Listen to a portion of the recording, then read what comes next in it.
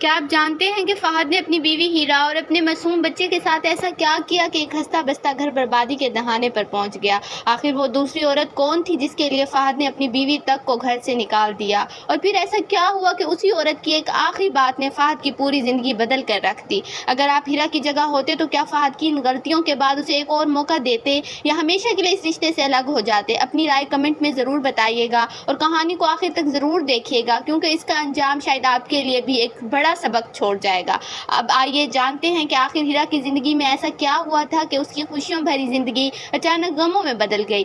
میری شادی کو تقریباً 3 سال گزر چکے تھے اور اللہ تعالیٰ نے مجھے ایک 2 سالہ بیٹی کی نعمت سے نواز رکھا تھا۔ میرا نام ہیرا تھا اور میرے شوہر کا نام فہد تھا۔ ہماری شادی خاندان کی رضامندی سے ہوئی تھی اور شروع کے دنوں میں فہد میرے لیے دنیا کے سب سے اچھے انسان تھے۔ وہ میری چھوٹی چھوٹی خواہشوں کا خیال رکھتے، بازار جاتے تو میری پسند کی چیز ضرور لاتے، کبھی اچانک پھول لے آتے اور کبھی میرے لیے میری پسند کی مٹھائی۔ میں بھی اپنے شوہر کی خدمت کو اپنی خوش نصیبی سمجھتی تھی۔ گھر چھوٹا تھا مگر سکون بہت تھا، اور جب میرا بیٹا زین ہماری زندگی میں آیا تو جیسے ہماری دنیا مکمل ہو گئی۔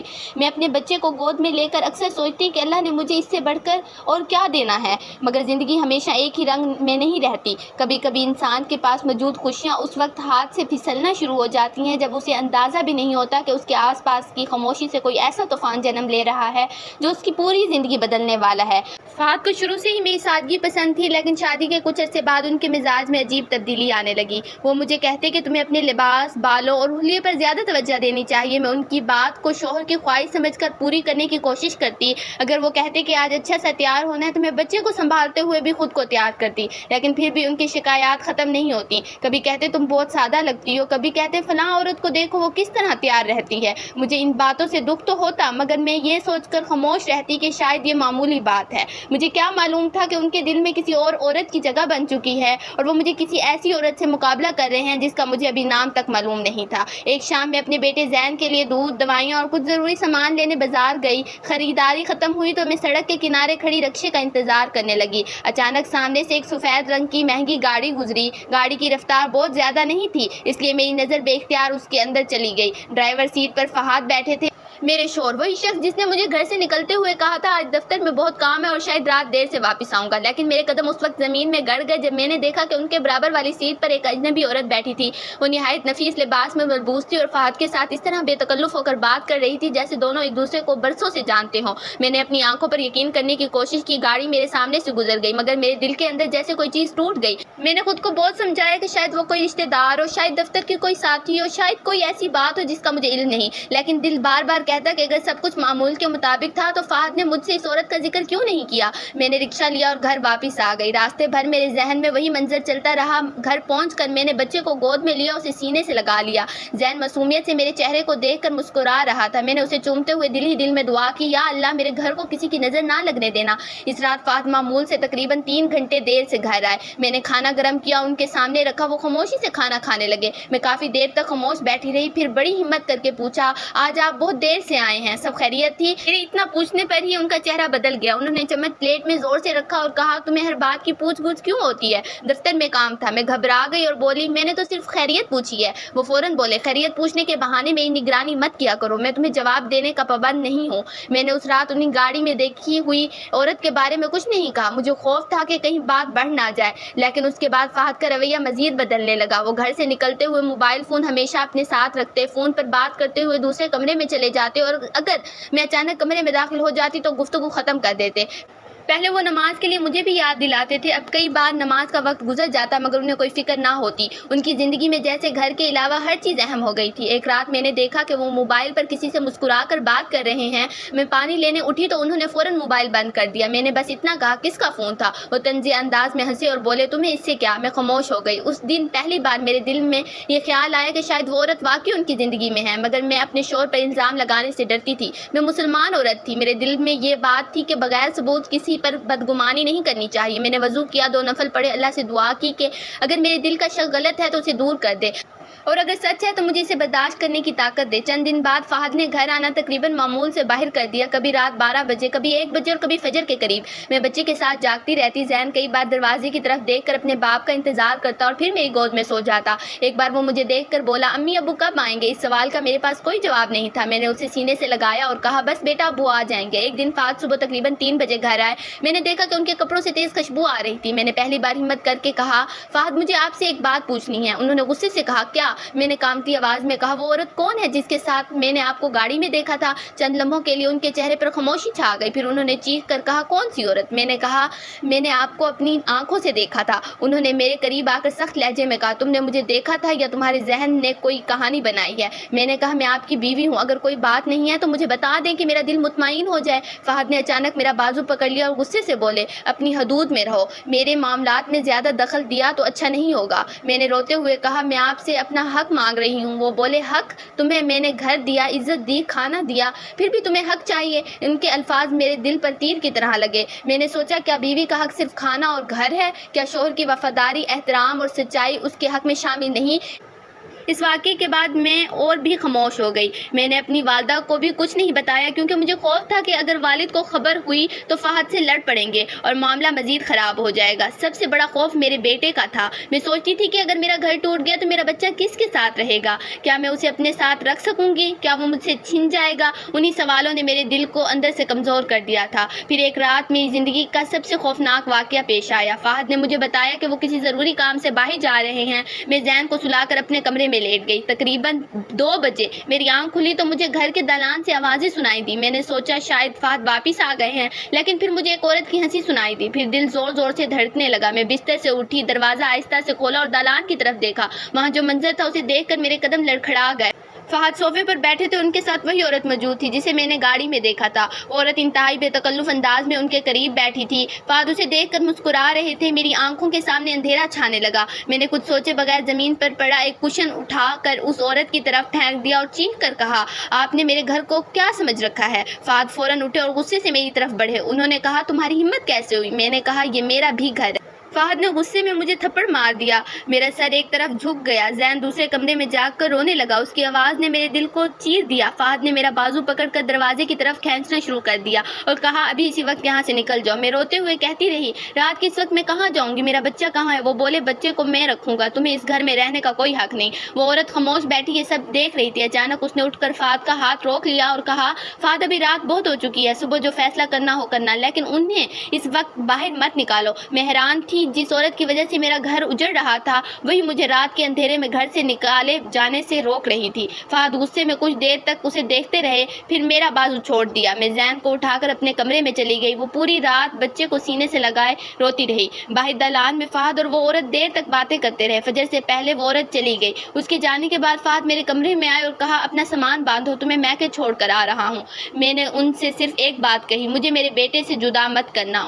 انہوں نے کوئی جواب نہیں دیا۔ وہ مجھے میرے والدین کے گھر چھوڑ کر چلے گئے، لیکن زین کو اپنے ساتھ لے گئے۔ میں دروازے پر کھڑی چیختی رہی، فہد خدا کے لیے میرا بچہ مجھے دے دے، مگر گاڑی تیزی سے دور ہو گئی تھی۔ میں سڑک پر بیٹھ گئی۔ میری ماں نے مجھے سنبھالا۔ میں نے آسمان کی طرف دیکھا اور کہا، یا اللہ، اگر میں نے کوئی گناہ کیا تو مجھے سزا دے، مگر میرے بچوں کو مجھ سے جدا نہ کر۔ اگلے دن فہد کی بڑی بہن مریم کا فون آیا۔ میں نے امید کی شاید وہ میری مدد کریں گی، لیکن اس نے الٹا مجھے ہی قصوروار ٹھہرا دیا۔ اس نے کہا، تم نے میرے بھائی کی بہت بےزتی کی ہے، ایک عورت ان کی پرانی جاننے والی تھی، تم نے اتنا بڑا مسئلہ بنا دیا۔ میں نے روتے ہوئے کہا، مریم آپا، وہ میرے گھر میں رات کو موجود تھی، آپ مجھے بتائیں میں کیا کرتی؟ مریم نے کہا، عورت کو اپنے گھر کو بچانے کے لیے بہت کچھ برداشت کرنا پڑتا ہے، خاموش رہو ورنہ میرا بھائی تمہیں طلاق دے دے گا۔ میں نے پوچھا، میرا بیٹا؟ وہ بولی، زین ابھی میرے پاس ہے، جب تک فہد کا غصہ ختم نہیں ہوتا تو اسے لینے کی کوشش مت کرنا۔ یہ سن کر میری سانس رک گئی۔ میں نے کہا، کم از کم مجھے اس سے فون پر بات کروا دے۔ اس نے جواب دیا، ابھی نہیں۔ میں کئی دن اپنے بیٹے کے بغیر رہی۔ اس کی چھوٹی سی شرٹ، اس کے کھلونے اور اس کا بستر دیکھ کر میرا دل پھٹ جاتا۔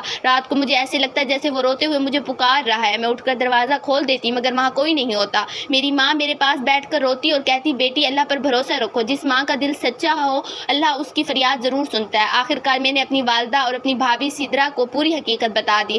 میں نے ان سے کہا کہ والد صاحب کو بھی نہ بتائیں کیونکہ مجھے خوف ہے کہ وہ غصے میں فہد سے لڑ پڑیں گے۔ میری بھابھی نے میرا ہاتھ تھاما اور کہا، ہیرا تم نے بہت برداشت کر لیا، لیکن اصل حقیقت سامنے آنا ضروری ہے۔ اگر وہ عورت واقعی فہد کی زندگی میں ہے تو ہمیں معلوم کرنا ہوگا کہ وہ کون اور فہد اس کے لیے تم اور اپنے بچے کو کیوں قربان کرنے پر تیار ہے؟ سدرا کے ایک کزن کو تحقیق کا شوق تھا اور وہ مختلف کاروباری معاملات کی معلومات حاصل کرنے میں ماہر تھی۔ سدرا نے اسے تمام صورتحال بتائی۔ اس نے کچھ دن فہد کی آمد و رفت پر نظر رکھی اور معلوم کیا کہ وہ عورت کا نام مہوش ہے۔ وہ شہر کے ایک ایسے علاقے میں رہتی ہے جہاں کوئی مشکوک قسم کے لوگ آتے جاتے تھے، لیکن تحقیق کا اصل نتیجہ اس سے بھی زیادہ حیران کن تھا۔ معلوم ہوا کہ مہوش فہد سے صرف محبت یا تعلق کی وجہ سے نہیں ملی تھی، بلکہ اس کے ذہن میں ایک مقصد بھی تھا۔ فہد سے مسلسل پیسے لے رہی تھی اور اسے اپنے فائدے کے لیے استعمال کر رہی تھی۔ جب سدرا کو یہ معلوم ہوا تو اس نے فیصلہ کیا کہ وہ مہوش سے خود ملے گی۔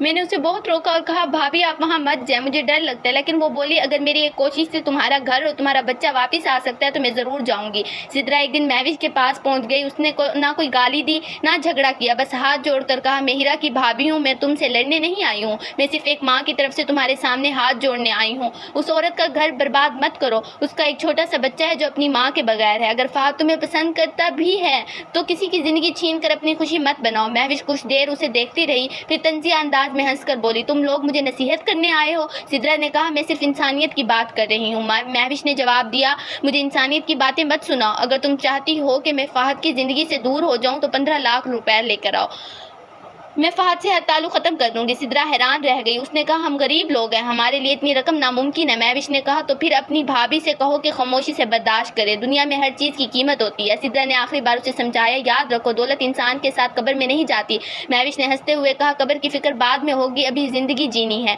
سدرا مایوس ہو کر وہاں سے نکلنے لگی، لیکن عین اسی وقت فہد وہاں پہنچ گیا۔ اس نے سدرا کو مہوش کے گھر سے نکلتے ہوئے دیکھ لیا۔ فہد کے چہرے پر فوراً غصہ آ گیا، مگر وہ جانتا تھا کہ اگر وہ سچ بتائے گا تو اس کا اپنا راز کھل جائے گا، اس لیے اس نے ایک اور چال چلنے کا فیصلہ کیا۔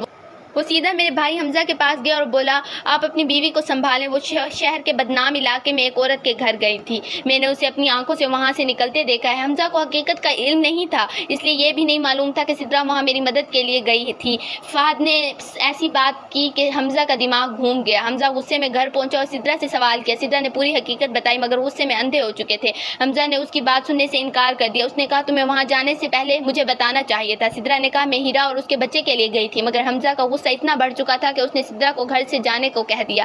جب مجھے یہ خبر ملی تو میں ٹوٹ گئی، مجھے لگا کہ میری وجہ سے میری بھابھی کا گھر بھی اجڑ گیا۔ میں نے اللہ سے کہا یا اللہ میں کس گناہ کی سزا بھگت رہی ہوں، میں نے کسی کا برا نہیں چاہا، پھر میرے ہاتھوں دوسروں کے گھر کیوں برباد ہو رہے ہیں۔ اسی دوران ایک اور حقیقت سامنے آئی۔ سدرا کی کزن نے بتایا کہ مہوش فہد سے مسلسل بڑی بڑی رقمیں لے رہی ہے اور اس کے پاس فہد کے کئی ایسے پیغامات اور ثبوت موجود ہیں جن سے معلوم ہوتا ہے کہ وہ فہد کو جذباتی طور پر اپنے قابو میں کر رہی ہے، لیکن فہد نے اپنے خاندان کے سامنے ہمیشہ خود کو مظلوم ظاہر کیا۔ چند دن بعد فہد اور مہوش ایک رات شہر سے باہر جا رہے تھے۔ بارش بہت تیز تھی، سڑک پر پھسلن بھری تھی۔ فہد تیزی رفتار سے گاڑی چلا رہا تھا، اچانک ایک موڑ پر گاڑی بے قابو ہوئی وہ سڑک کے کنارے موجود ایک درخت سے جا ٹکرائی۔ حادثہ شدید تھا، فہد کو شاید چوٹیں آئی تھیں، جبکہ مہوش کی حالت بہت نازک تھی۔ اسپتال میں مہوش کو جب ہوش آیا تو اس نے فہد کو اپنے قریب دیکھا۔ اس وقت نہ پیسہ کام آ رہا تھا، نہ خوبصورتی، نہ غرور، نہ دنیاوی تعلق۔ موت اس کے سامنے کھڑی تھی۔ اس نے کانپتے ہاتھ سے فہد کا ہاتھ پکڑا اور کہا فہد شاید میری زندگی ختم ہونے والی ہے، میں نے تمہیں تمہاری بیوی سے دور کیا، تمہارے گھر میں آگ لگائی اور تم سے پیسے لیتی رہی، میں نے تمہیں یہ یقین دلایا کہ تمہاری بیوی تمہارے قابل نہیں، لیکن حقیقت یہ ہے کہ تم نے ایک ایسی عورت کو کھو دیا جو تم سے سچی محبت کرتی تھی۔ فہد خاموشی سے اسے دیکھتا رہا۔ مہوش کی آنکھوں سے آنسو بہنے لگے۔ اس نے کہا اگر اللہ نے مجھے ایک اور موقع دیا تو میں کبھی کسی کا گھر برباد نہ کرتی۔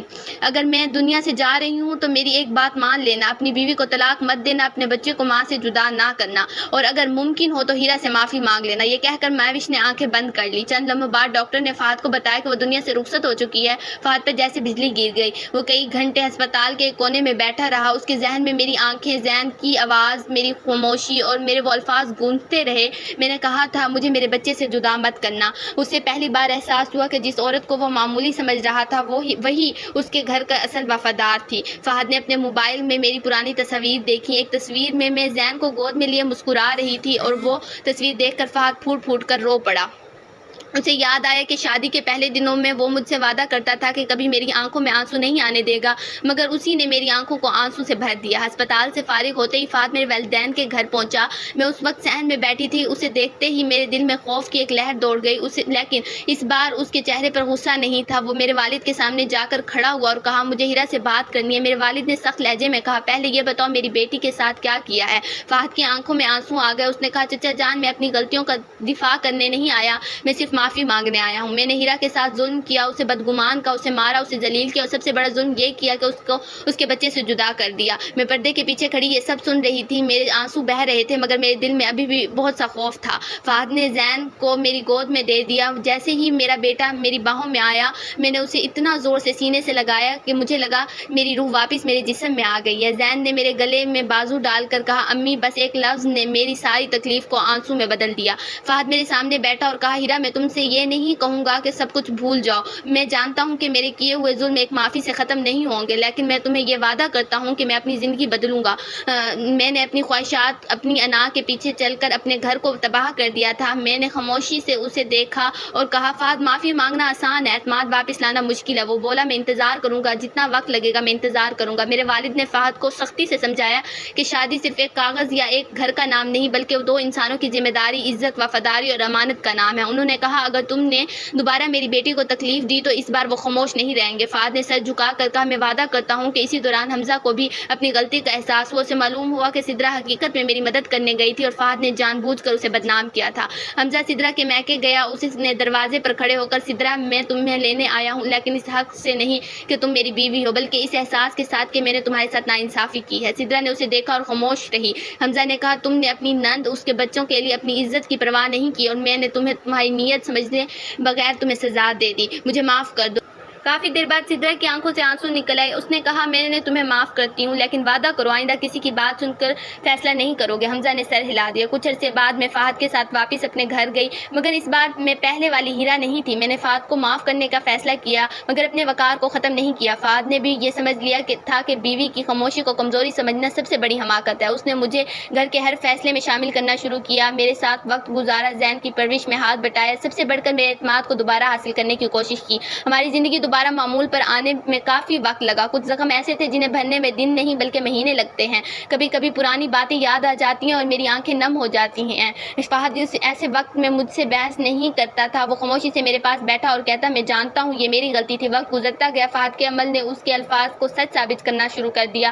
اب وہ گھر سے نکلنے سے پہلے مجھے بتاتا کہ کہاں جا رہا ہے. فون چھپانے کے بجائے میرے سامنے رکھتا، زین کے ساتھ کھیلتا. کبھی کبھی مجھے کہتا ہیرا تمہیں کہیں جانا ہو تو میں تمہیں خود لے کر جاؤں گا. ایک دن میں نے اس سے پوچھا آپ اتنے بدل کیسے گئے؟ وہ کچھ دیر خاموش رہا اور پھر بولا جب موت کو قریب سے دیکھا تو سمجھ آیا کہ انسان دنیا کے سامنے جتنا بھی بڑا بن جائے آخرکار اللہ کے سامنے اکیلا کھڑا ہونا ہے. وہاں نہ پیسہ کام آئے گا، نہ جھوٹی عزت، نہ کسی دوسرے انسان کی محبت. صرف ہمارے اعمال ہمارے ساتھ ہوں گے. میں نے آہستہ سے کہا شاید اللہ نے ہمیں ایک دوسرے کے لیے آزمائش بنایا تھا لیکن اسی آزمائش سے ہمیں سبق بھی دیا. فہد نے کہا اور مجھے یہ سب سے بڑا سبق یہ ملا کہ جو انسان اپنے گھر میں موجود وفادار انسان کی قدر نہیں کرتا وہ باہر کی چمک کے پیچھے بھاگ کر اپنی اصل خوشی کھو دیتا ہے. آج کئی سال گزر چکے ہیں. زین بڑا ہو رہا ہے. جب میں نے اسے اپنے فہد کے درمیان کھیلتے دیکھتی ہوں تو میرے دل سے بے اختیار الحمدللہ نکلتا ہے. کبھی کبھی میں سوچتی ہوں کہ اگر اس وقت میں صرف غصے میں فیصلہ کر لیتی، اگر میں اپنے والدین کو حقیقت بتانے سے پہلے کوئی غلط قدم اٹھا لیتی، اگر سدرا میری مدد نہ کرتی یا اگر فہد کو اپنی غلطی کا احساس نہ ہوتا تو شاید ہماری زندگی کا انجام کچھ اور ہوتا. لیکن اس کہانی نے مجھے ایک اور حقیقت بھی سکھائی ہے کہ صبر کا مطلب ظلم کو ہمیشہ خاموشی سے برداشت کرنا نہیں. صبر کا مطلب یہ ہے کہ انسان مشکل وقت میں اللہ تعالیٰ سے تعلق نہ توڑے، اپنی عزت اور حق کو پہچانے، جذبات کی بجائے سمجھداری سے قدم اٹھائے اور جہاں ضرورت ہو وہاں اپنے قابل اعتماد لوگوں سے مدد لے. اور فہد نے بھی سیکھا کہ بیوی کوئی ایسی چیز نہیں جسے جب چاہ نظر انداز کر دیا، جب چاہ واپس لے. بیوی اللہ کی طرف سے ایک امانت ہے. شوہر بھی اس امانت کے بارے میں جواب دہ اور بیوی بھی اپنے رویے کے بارے میں جواب دہ ہے. آج ہمارے گھر میں سکون ہے مگر اس سکون کی قیمت بہت مہنگی پڑی ہے. ایک عورت کے آنسو، ایک بچے کی جدائی، ایک خاندان کو ٹوٹ